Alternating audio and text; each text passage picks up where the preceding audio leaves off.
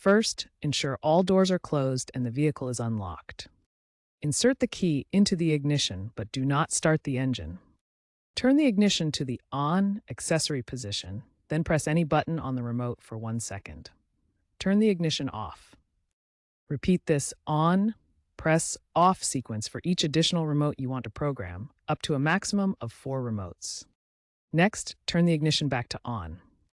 Press the lock button on the first remote for 1 second, wait 2 to 3 seconds, and then press the unlock button.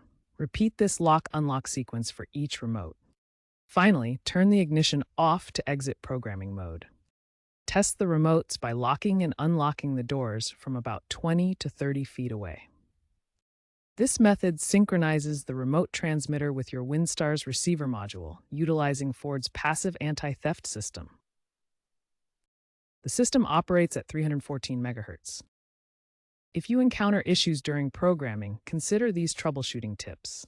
First, replace the remote battery, typically a CR2032, as a weak battery is a common cause of failure. Also, aftermarket alarms or corroded antenna rings can interfere with the signal.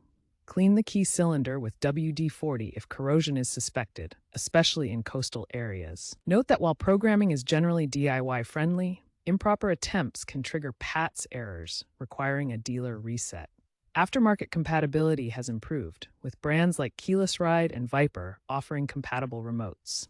Verify programming success with apps and OBD2 scanners if available.